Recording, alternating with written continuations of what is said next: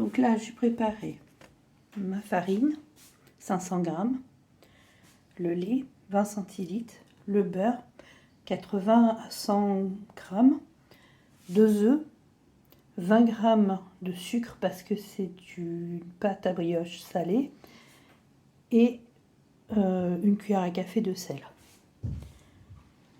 Donc, je mets le sucre sur un côté, le sel un autre côté.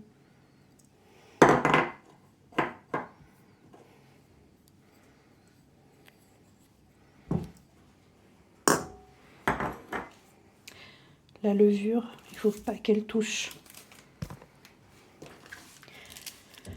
le sel et le sucre, sinon ça va la brûler. Et c'est un sachet pour 250 g. Donc il faut 2 sachets de levure.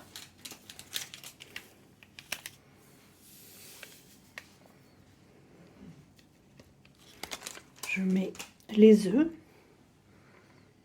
sur un autre côté.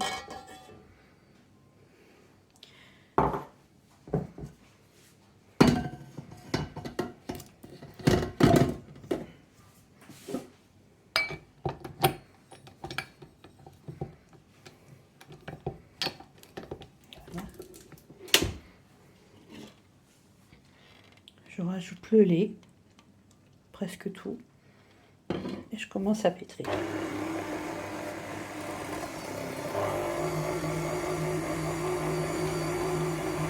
Je finis de rajouter le lait.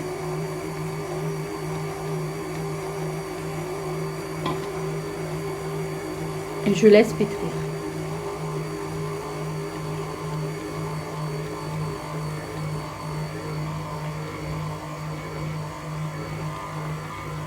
Là, je vois que c'est un peu sec, donc je rajoute un petit peu de lait.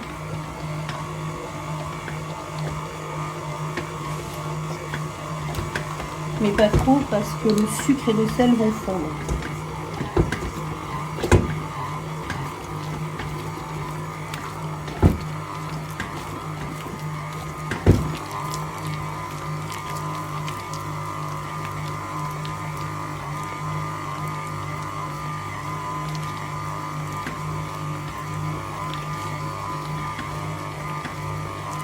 Là c'est bien, donc je vais corner ma pâte pour pas qu'il reste de la levure, du sel ou du sucre sur les bords.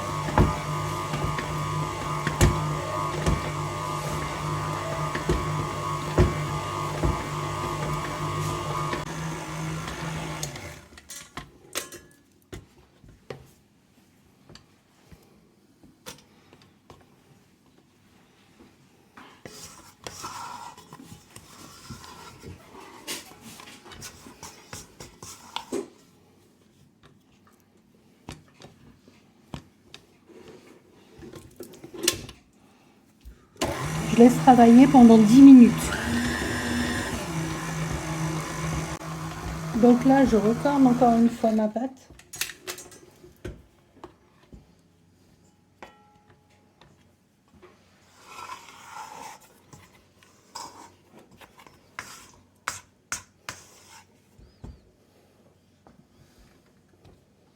Pour qu'elle soit bien mélangée.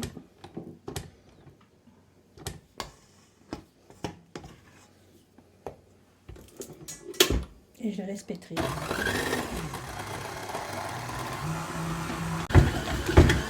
Donc là, je viens de recorner encore une fois et on voit que la brioche se décolle des côtés. Donc je vais éteindre et on va voir la texture. C'est important. En fin de compte, elle est bien lisse, très très lisse. Et si on la prend, elle est bien caoutchouteuse. Ça c'est aussi très important pour la suite, pour qu'elle puisse lever. Et là, on va rajouter le beurre. Le mieux, c'est de le rajouter en petits morceaux pour qu'il se mélange assez rapidement.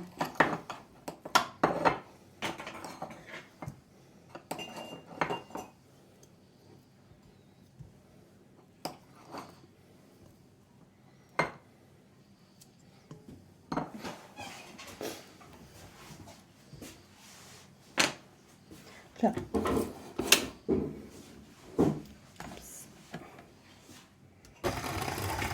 Mélange doucement Il faut juste mélanger le beurre. Il n'y a pas besoin de pétrir maintenant.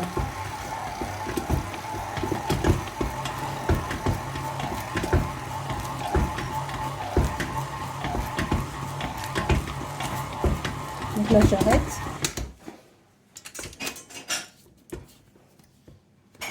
Il ne faut pas couper la pâte. Il faut éviter de la couper pour enlever ne pas enlever l'élasticité.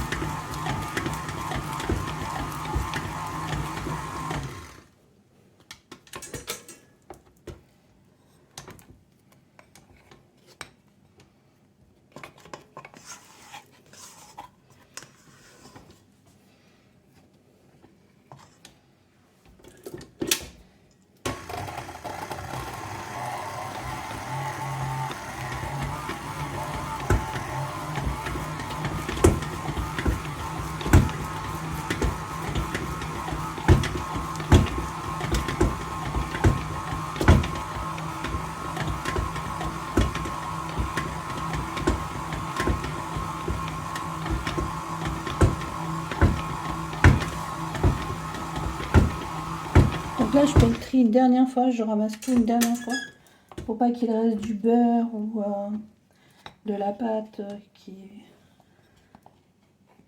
serait mal mélangée.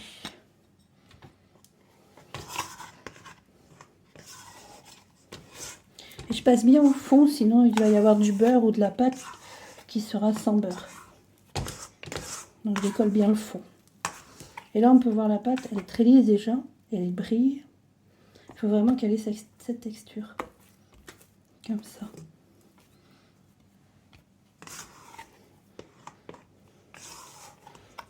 Alors, c'est le moment où je peux rajouter des fruits confits, de la vanille, un parfum. Moi, c'est pour faire un pâté de pommes de terre, donc je ne vais pas rajouter ça.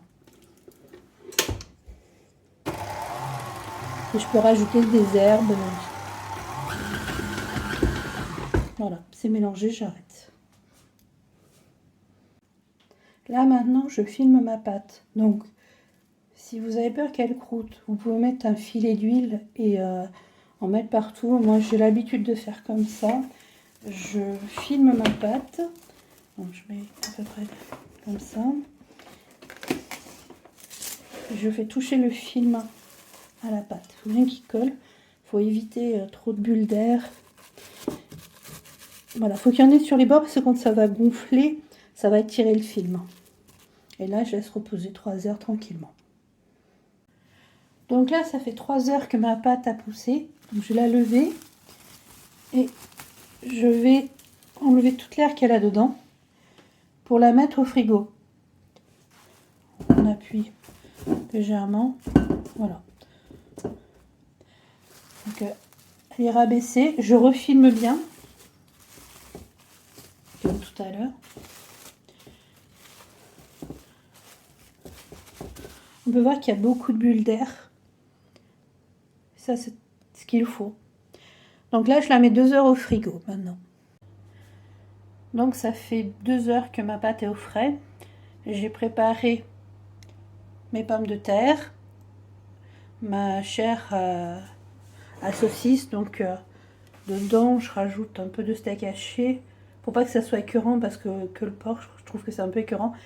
et du vin blanc, du bon vin blanc, pas quelque chose de trop acide. Et ma technique, moi, c'est que les oignons, je les fais revenir avant.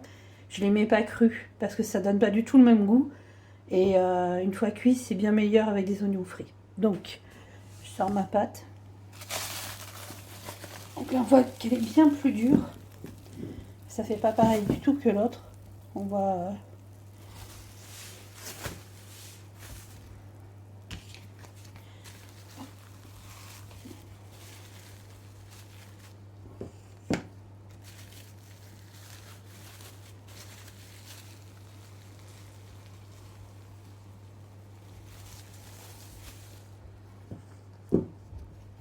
Alors, quand je dis que ça fait pas pareil que l'autre, c'est la pâte qui n'est pas passée au frais.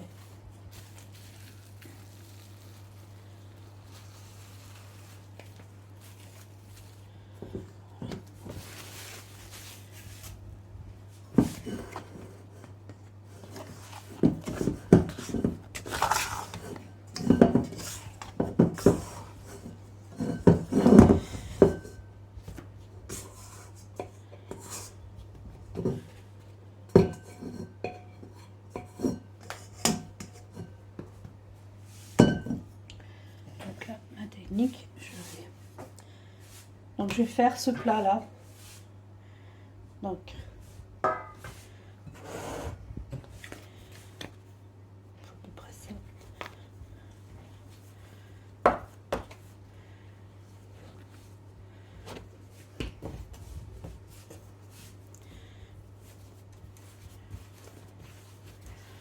On fait une boule.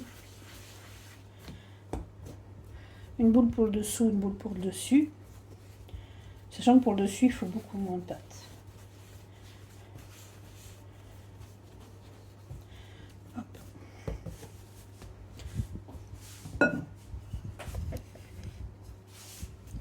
Je l'étale.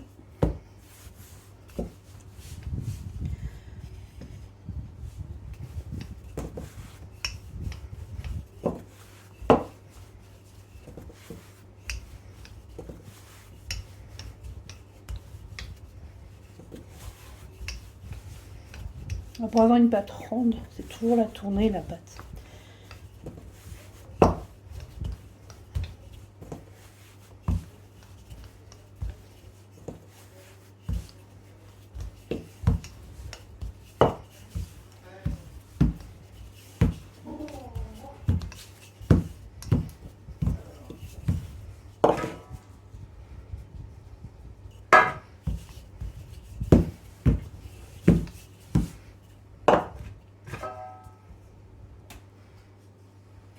En fin de compte, on mesure comme ça.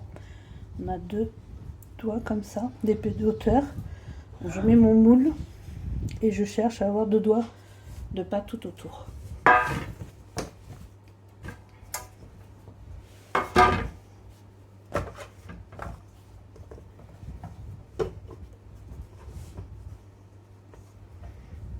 pas de ce côté, on va essayer de le coller de l'autre.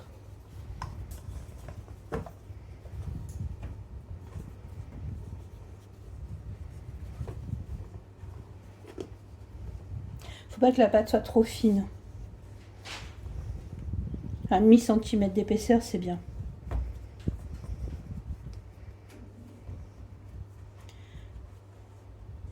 Pour l'instant, je la coupe pas sur les rebords, je vais la garnir.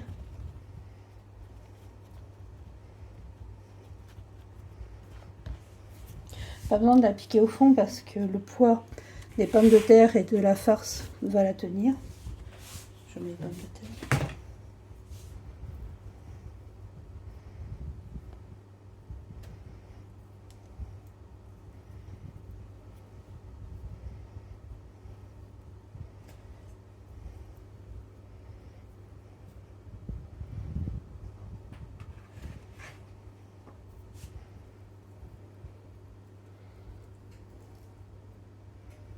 Elle est bien cuite.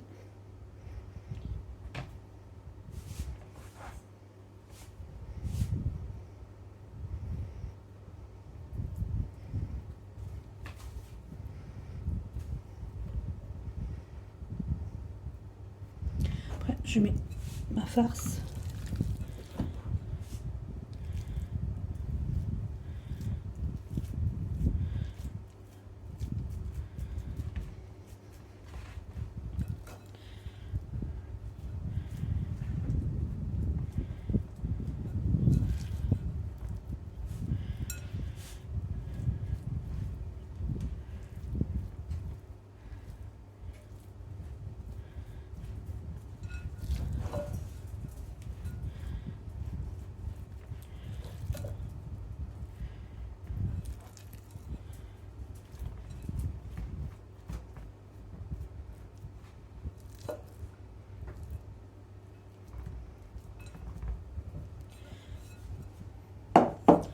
Je vais en mettre pommes de terre.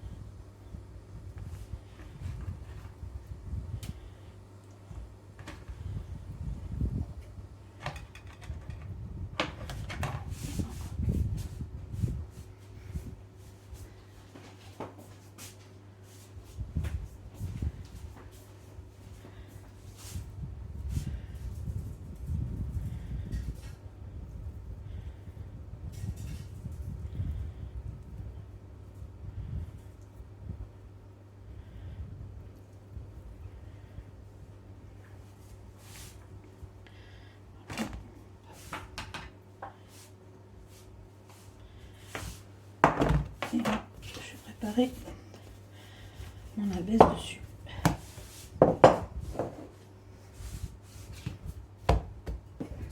Comme tout à l'heure, je tourne toujours ma pâte pour qu'elle soit ronde.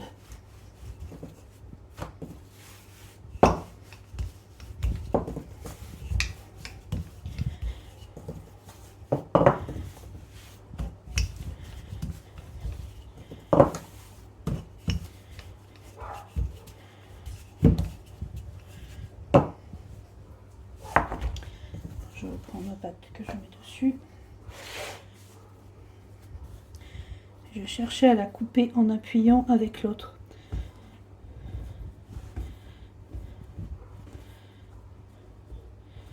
Ça va les jointer.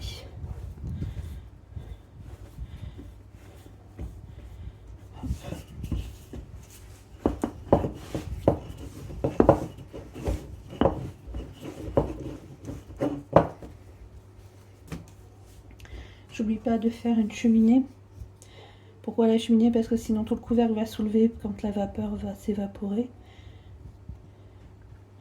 Est-ce qu'on peut faire... Voilà, une belle cheminée. Et on peut faire couler un petit peu de crème dans la cheminée. Ou on peut la mettre avant, ça dépend.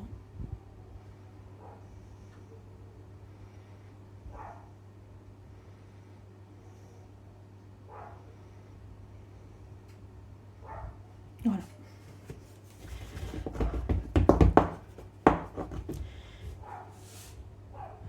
Donc là, je vais laisser reposer une demi-heure, 3/4 d'heure, le temps que ma pâte pousse un petit peu. Et si on a peur, on peut essayer que le socle se soulève. Ce qu'on peut faire, c'est appuyer un petit peu plus sur les côtés. Moi, je pense que ça a bien jointé. On verra tout à l'heure. Donc là, mon four est à 180. Je dors mes pâtés de pommes de terre.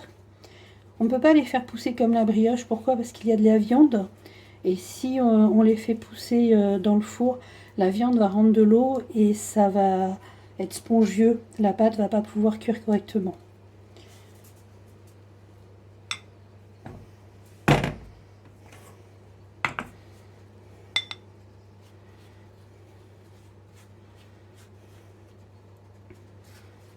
Alors ça, c'est avec 500 g de pâte, on peut faire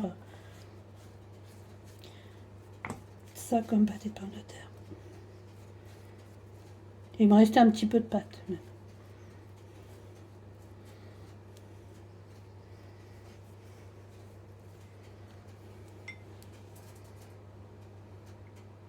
Donc là, j'enfourne.